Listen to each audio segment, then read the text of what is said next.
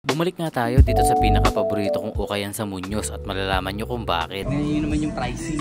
Lahat ng 880 pataas, 480 na lang. Lahat ng 780 pa baba, 220 na lang. Simulan natin dito sa Vans Authentic na to. Pambaba ito. At nandito siya ng 220. 220 no, Vans. So mga mahilig sa Vans dyan, maraming Vans ngayon. Tingnan nyo.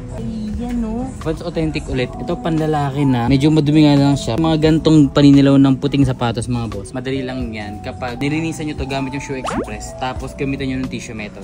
Alam nyo na yung tinuro ko na yung sa inyo, di ba? Andito to ng 780. Pero dahil nga dito sa pinauso nila, 220 na lang. So, 220 na lang to. Tissue hole. Ang sapatos ng mga rider, 220 na lang din.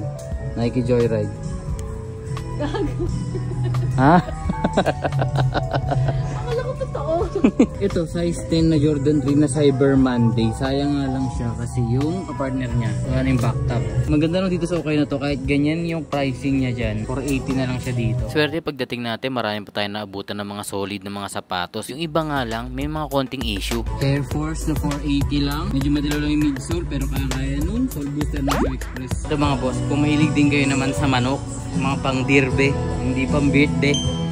Ito, Likak Sportive. Magandang brand din to. 680. So bali, 220 na lang din siya. Yung mga ganito na Adidas Stan Smith, medyo typical na rin talaga siya sa ukay ngayon eh. No? Talagang hindi lang maiwasan yung mga ganyang paninilaw talaga at saka medyo madumi. 220? Kung trip nyo rin yung mga high cut na leather boots, marami din sila dito. At halos lahat ng sizes, meron ding available. Sobrang laki na itong ukayan na to mga boss. Naka-focus nga tayo sa mga sapatos. Pero kung gusto nyo rin yung mga damit, mga shorts, mga bag at sombrero, meron din naman sila dito. Alam nyo, sa 6 na taon natin pag-uukay, ngayon lang ako nakakita ng Stan Smith na high cut. May high cut pala yun. 220 na lang din. Diba? Okay siya, no?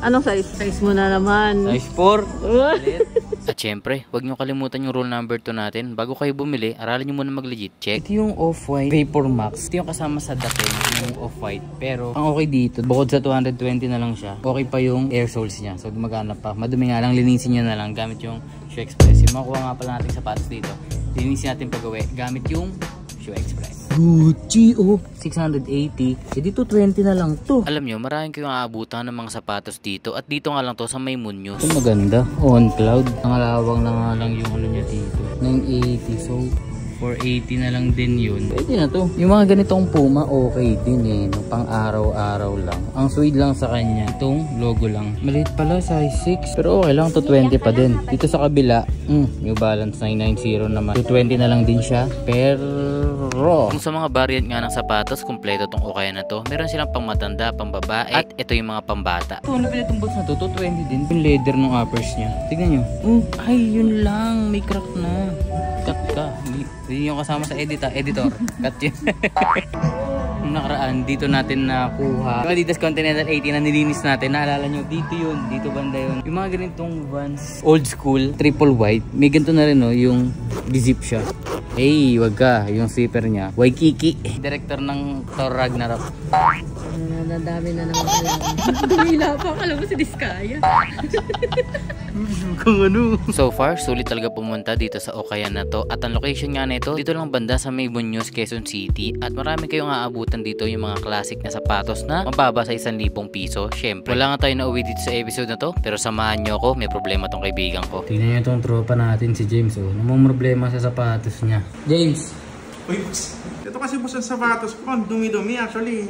Mahal na mahal ko to eh. So, kaya pa kaya to ng Shoe Express? Oo naman, ano bang gusto mong gawin? Gusto ko sana boss magmukha ulit siyang bago eh. Kasi, Suede, oh. oo. Sige, alam mo naman lagi sinasabi ng Shoe Express eh. Wala ka dapat ika-stress. Nandiyan naman si Shoe Express. Nice. Sabi ni James, itatapon niya na daw dapat to. Pero sabi ko, wag muna. Kasi nga, wala naman kayong dapat ika-stress. Kasi nandito naman si Shoe Express. Tara, samahan niyo ako. Ibalik natin yung dating itsura nitong sapatos na to. Suede nga pala yung uppers nitong sapatos na to. Pero safe lang dahil pwede naman gamitin si Shoe Express sa lahat ng materials ng sapatos. Tignan nyo nga dito na hindi pa tayo sumasagad. Pero luminis agad. Kung may marami kayong sapatos dyan, pwede nyo i-check out itong Shoe Express sa lahat ng selling platforms. Linisin lang natin tong yung tongue, yung insoles, yung midsoles at outsoles. Banlawan natin saglit at ipapakita ko na sa inyo yung tissue method. Madali lang naman to. Kukuha lang naman kayo ng tissue at habang basa nga yung sapatos nyo, babalutin nyo lang siya na parang mami. Tapos iiwanan nyo siya doon hanggang matuyo. Yun na kasi yung sisip-sip ng ekstrang dumi ng mga sapatos nyo para ma-achieve nyo talaga yung sobrang puti. Ito, in-air dry natin to ng mga 20 hours at paglipas ng 20 hours, ito na nga yung itsura niya. Hindi rin natin ikakat yung pagbukas dito mga boss para makita nyo kung gaano ka-effective nga yung Shoe Express at naibalik natin yung magandang condition nitong sapatos ni James. Boss! Uy, ito na yung boss. Oo, ikaw mo na. Oh! Puti! Ganda no? Ganda! Boss, maraming salamat sa Shoe Express. Huwag ka na ma-stress kasi nandiyan naman sa Shoe Express. Yeah, no? Boss, di makapaghintay ah. Ay, boss! Siyempre! One slip-on na di-zip. Old school yan. Oh, slip on. Pwede ulit. Mas magaling pa yung videographer sa'yo eh. Wala na. 80, so 480 na lang yun. Be, iska dyan. Be, pag zoom ko, mukha mo nakita.